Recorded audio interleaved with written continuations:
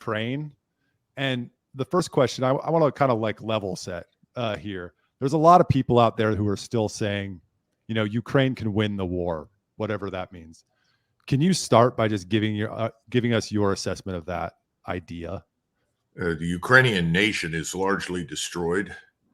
It's down to somewheres in the neighborhood of between 18 and 21 million people left in the country. In other words, half the population has abandoned the place. You've had at least 500 to 520,000 killed in the war, Ukrainian soldiers.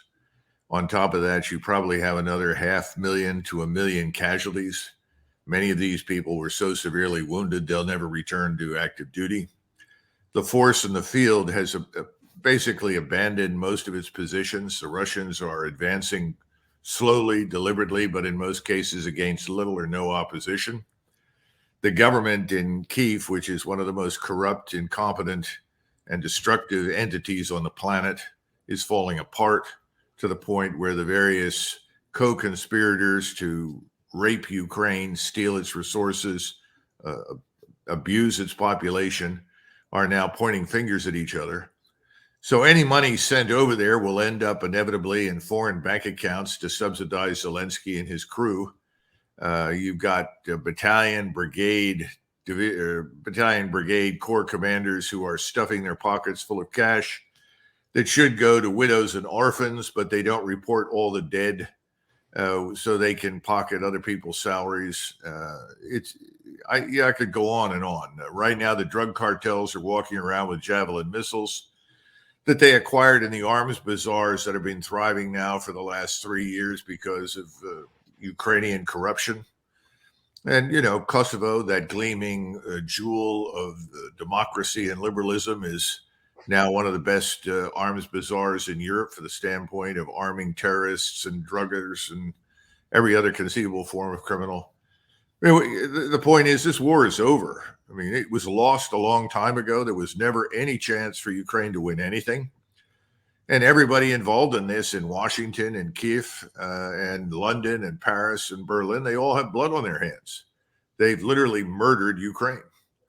The Russians, have advanced very slowly and deliberately because Putin has never been interested in killing large numbers of Orthodox Christian Slavs. He regards the Ukrainians as essentially a brother nation. He's never wanted this. He's done what he's done because he was goaded into doing it by us. We pushed him very hard. We broke all of our promises and agreements with him. And we were about to put, U.S. missiles with NATO support into eastern Ukraine, where it could threaten Russia, its nuclear deterrent, its major cities. He wasn't going to stand for that. So at this point, it's over. Another dime should not be sent in that direction. And what should happen, obviously, is we should have some sort of tribunals or courts or something to try all the people that are responsible for this. But I'm sure that won't happen because they're still in charge in Washington of both parties. So can I ask Colonel Macgregor, what's your assessment that what you just said, all of the casualties, the destroying of Ukraine? I don't know that that's really a secret. It's not really talked about a whole lot in the media, but surely if you're here talking about it with us, that the people in power in Washington and in the other NATO countries, they know about it, I assume. Can you, I don't know, talk about maybe what their motivation might be then to why they would do this? Or why they would keep it up? We could spend time on looking at the people that constitute this ruling political class in Washington as well as overseas. That would lead us into interesting territory. You might want to reserve a show for that in the future. But to put it bluntly, their solution to the current problem is to lie. And they are supported in their lying by the mainstream media, which is part of this ruling class, which incidentally also controls finance and your financial markets. And frankly, most of academia. Although academia is controlled indirectly. You've just got lots of people that have infiltrated American academia over the last 5 or 6 decades who are, I think the word they use frequently is cultural Marxists. Use whatever word you want. Globalists, neocons, it's all the same. They're all the same people. And there's not a great deal that we can do about it at this point other than to fight back against the lies. And that means that you've got to go to alternative media to find out the truth. Because I got to tell you, Brad, I don't think you're right. I think there are a lot of people inside the country that really don't know the truth at all.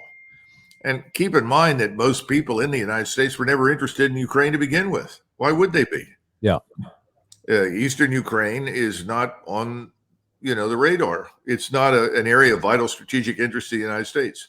As I said when this began, we have, as Americans, 99% of the time, only very specific interests. One is prosperity and stability.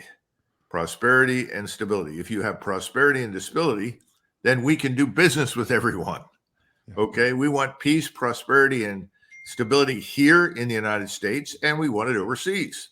We don't have it in either place right now, which is absolutely devastating for our economic interests and our financial health, as we know. Colonel, I'm curious what you think NATO looks like on the other side of this conflict. Because I know recently President Macron called for NATO to send troops, and that was rejected. And so kind of want to get your take on that, and then how you see NATO looking on the other side of this. Well, if we take a snapshot of NATO today, we can say that the so-called armies of NATO, with the exception of the Turkish force, are essentially boutique forces designed to intervene against people that can't fight back.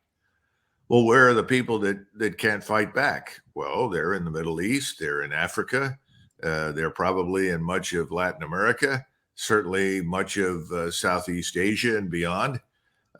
We've just about run out of people that can't fight back to bomb, bully, sanction, and attack. So I suspect, the next step is to fight somebody who can fight back. But I don't think that's going to happen for the reason that you just pointed out. The political leaders have dismantled their military capability. We've dismantled much of our own. The United States Army can't even recruit. They just cut 24,000 spaces out of the force. There are only 450,000 people. That's a force smaller than the numbers of Ukrainians killed fighting the Russians. Wow. Wake up. Who are we kidding? The Marine Corps has just, I guess, turned itself into a highly skilled police force because it doesn't have the wherewithal to fight anybody who can fight back. Now, historically, that's not new for the Marines. We've generally used them in places like Nicaragua or Honduras or any number of places where people can't fight back. But for the Army, this is catastrophic. You don't have an Army anymore. And an Army has two missions. It has to defend the government and the American people at home. It's the last argument of the state. When all else fails, you send in the regular Army. Because our historic experience with the National Guard is the National Guard is a little squeamish about suppressing its own people. So you send in the regular Army to do that. Well, what regular Army have you got right now? I don't think you've got much. And if you add all the social engineering crap, which is just crap, and the destruction of any meritocracy, well, what have you got? You've got nothing. Now, the Air Force and the Navy have similar problems. In some cases, I think the Navy is even worse off. I hear from people all the time, people that only have 3 or 4 years left to retirement in the Navy who are experienced aviators who are leaving. It's so objectionable. The service is so offensive to them that they just want to leave. They don't want to stay anymore. So we're in ruins. We're not going to challenge anybody right now who can really fight back, and that includes Russia. So we're looking at Ukraine ending up much like Vietnam. What did we do at the end of Vietnam? We left. What do you do when you make a big mistake? You stop talking about it. Yeah. I remember when we left Vietnam, and who talked about it? For years, no one said a word. Mm-hmm. And I'm sure the media will run completely silent on it. The media is really not saying much about what's happening in Israel. I mean, you get a little bit here and there, but you've got to go to alternative media to find out the truth. And again, that's something about which, honestly, most Americans aren't interested. What are Americans interested in? They're interested in what happens here. They're